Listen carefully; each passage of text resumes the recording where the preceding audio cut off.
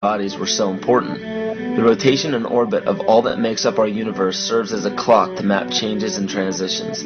This helped the ancients understand that the change of the heavenly bodies were a mirror to the changes of all existence. December 21st, 2012 is simply a natural transition from one form of energy to the next, the transcendental evolution of man. This date is what's known as 0 point. Our sun, as well as our planet Earth, is losing its magnetic field as the Earth is slowing in its rotation. All the while, its base resonant frequency, also known as the Schumann cavity resonance, is increasing in accordance with the predictable sequence of the Fibonacci theory. At a cellular level, our bodies respond to an electromagnetic pulse. The ancients called this the sacred circuit.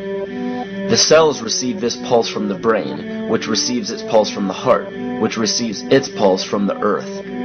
This pulse comes from the solar system, which from there comes from the galaxy, which ultimately comes from our entire universe.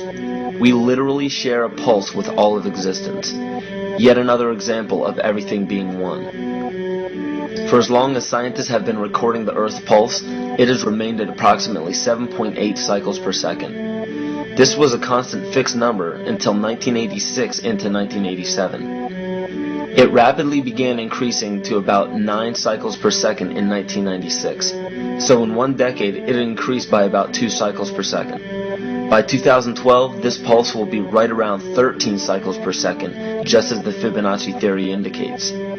What does this mean for humanity? Just as cymatics has shown that higher frequencies result in more complex patterns, we are now experiencing the beginning of a major shift in both physical and spiritual vibration. It's difficult to understand what exactly will happen to our physical bodies, but ancient scriptures, pagan and monotheistic religions, mystery schools, and secret fraternal orders have all given indications as to what this experience will be like.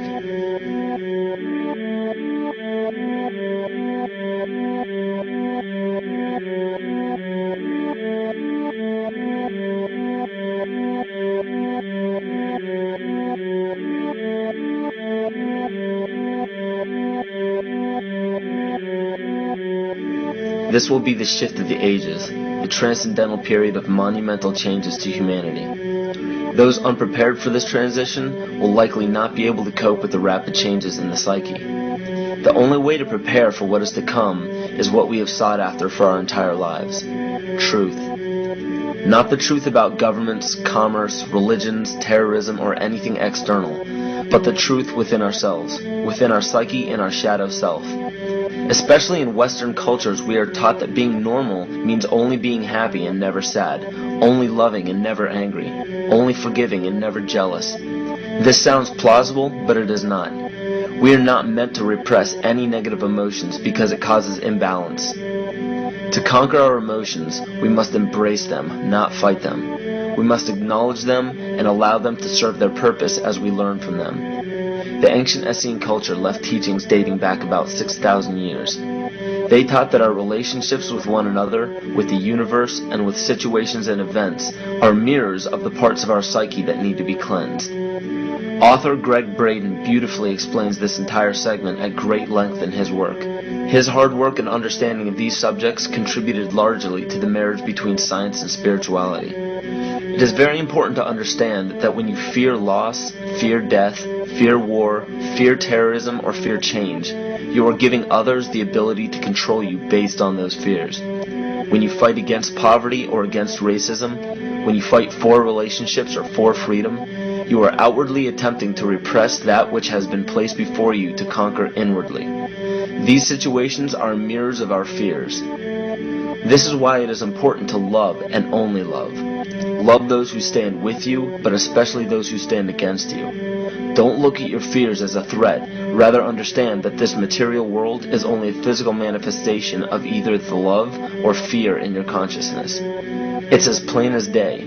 All you need to conquer in your life is in your face. If you want to understand what your true inner fears are, analyze your ambitions and your inhibitions. Everything explained here about the esoteric agenda of the elite few at the very top is nothing to fear. They have been at work for thousands of years behind the scenes to manipulate humanity, and it has worked. Until now. It's very easy for any system of thought, religious or otherwise, that comes along It's very easy to play on that, to play on our insecurities, to assure us all is well, we'll all be taken care of. We lap that up. So don't blame religion. Blame our own insecurities, which has allowed religion to flourish and which has allowed so many systems of thought that are disempowering to flourish throughout human history. That's why we can't get out of it.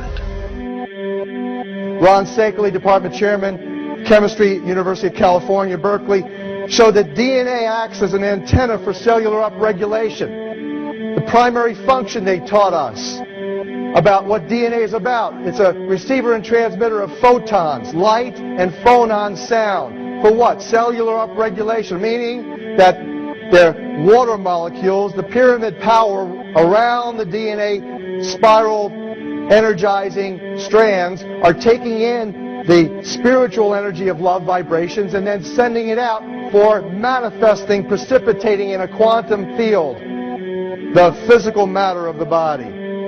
These are hertz, frequencies, or cycles per second that the musicians can retune their instruments to play and experiment with. Why? Again, these are the Creator's musical scale, the original solfeggio, buried for 3,000 years in the Bible. So the ancient priests who knew how to levitate the huge stones for the building of the pyramids and the Masonic knowledge that predated ancient Egypt, the ability to have this information, these frequencies, serve the function of creation, destruction, and miracles on behalf of the empowered people who had access to this knowledge.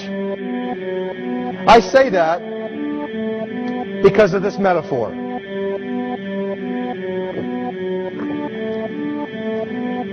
This is the difference between the power of our Creator and anything else, particularly evil.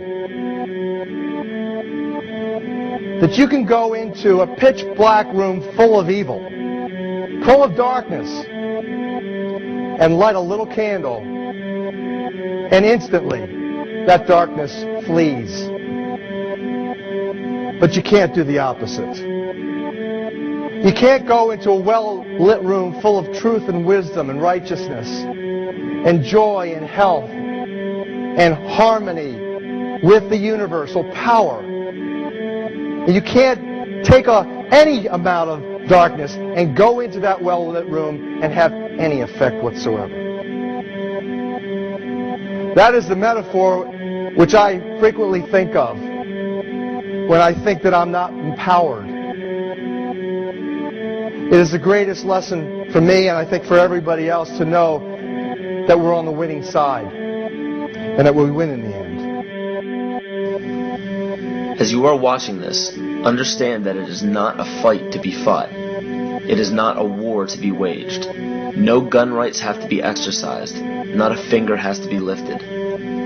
Most people wonder how one person can make a difference. They ask that if all this is so simple and this information is available, why hasn't someone else conquered their fears and changed the world for everyone else? This is the most difficult and beautiful conundrum to our lives. Your reality affects you and only you. Your curiosity has led you to this genre of information to serve a very specific purpose in your life.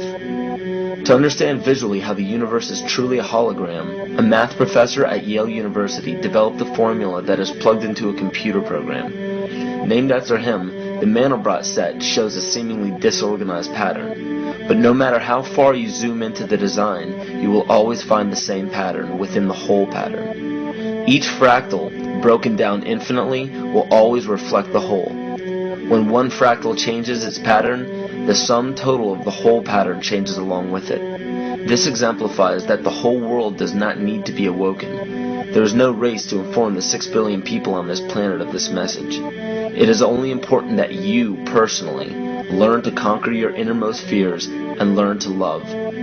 When you see your fears for what they are and master your emotions, then, and only then, will you truly be free.